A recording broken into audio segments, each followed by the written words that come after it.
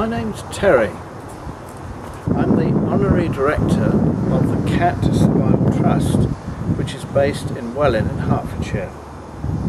We've been running the charity since 1975 and have achieved a number of successes, including the rescue of animals that have been kept illegally, animals that have been surplus to wants in zoos, and animals that have come from zoos and private collections that have closed down. Here we have a caracal, which is an animal which is found through most of Africa and as far across to India and the countries in between.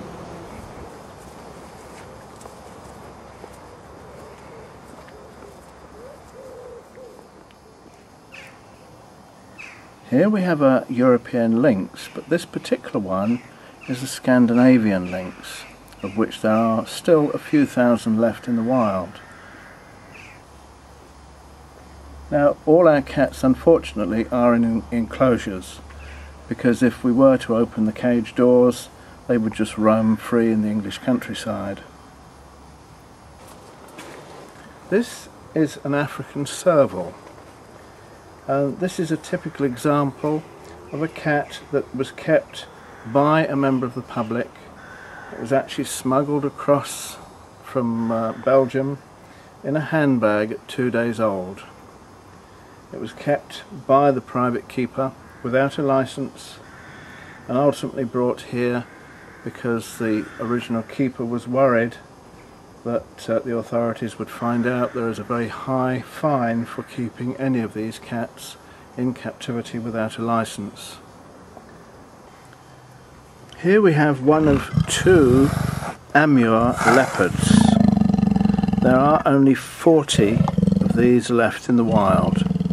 40. They used to be found extensively in southern, eastern Russia and throughout China. Unfortunately, sightings in China have been non-existent for many years now, so there is just a few left in the wild.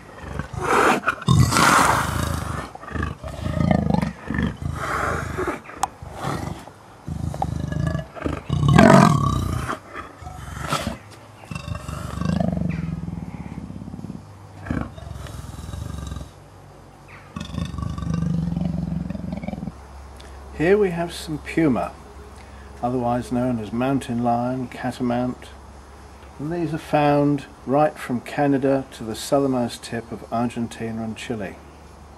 A huge range, and each subspecies is uniquely designed to cope with the altitude, the terrain, the foliage, the animals that they prey on in each area that they're found. Here we have mother and 2 cubs, a male and a female cub, the males at the back. They were born in December 2007, so they're still quite young, but they now have changed to adult coat. When they're first born, they are spotted, and with many cats that are plain when they're adult, many of these cats are spotted like a lion cub to give them additional protection from possible predators by having a bit of extra camouflage.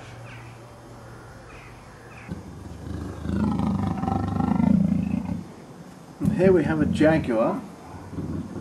She's a South American cat, although of course they are found in Central America and parts of Mexico.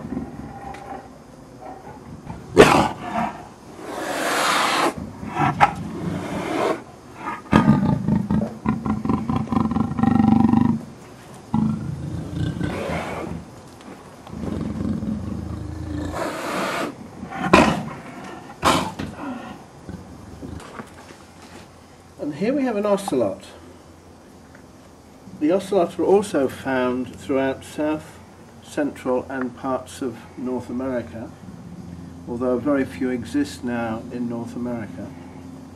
The ocelot, the jaguar and the puma are particularly important to us because the charity purchased a 10,000 acre wildlife reserve in northeast Argentina in 1992. We have ocelot, we have puma in our reserve, and the jaguar live quite close to the reserve but have never been seen in the reserve. When we bought that piece of land in 1992, there were 40 individual cats from 5 species. That worked out at £7,500 per cat. In fact, that's a real bargain, because to put one of these ocelots perhaps back into the wild would cost something in the order of £30,000 just for the first year.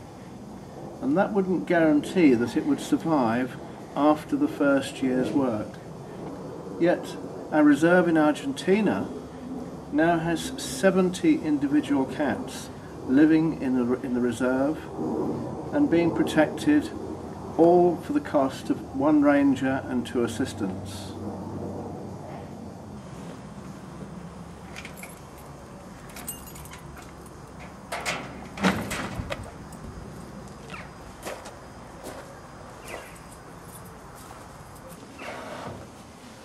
Now this is Cato. Cato is the first snow leopard we bred here, and sadly when he was 3 months old his sister caught her claw in his left eye and pulled it out of its socket. He was with the parents and his sister, and I just walked straight into the enclosure, grabbed him and pulled him out. I think the parents were as amazed that I'd walked in as I was walking in, because they didn't react at all.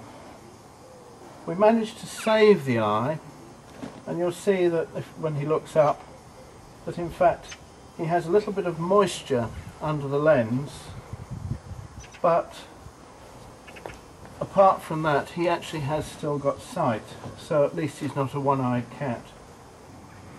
We now have 11 snow leopards. 2 are in fact on loan to a zoo just for the season, but we have the largest collection of snow leopards in Europe.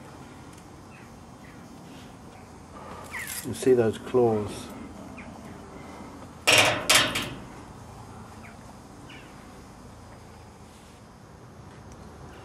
In the 33 years of operation of the charity, there have been a number of quite remarkable achievements. These achievements have been made possible purely by the number of voluntary people that have been involved in our work, and it's a credit to them for the work that we've done. The charity has never had a salaried member of staff in the 33 years of operation. We have a number of projects coming up, and I would suggest that you keep in touch with YouTube on our site to see what we're going to be doing in the future. Thank you for watching.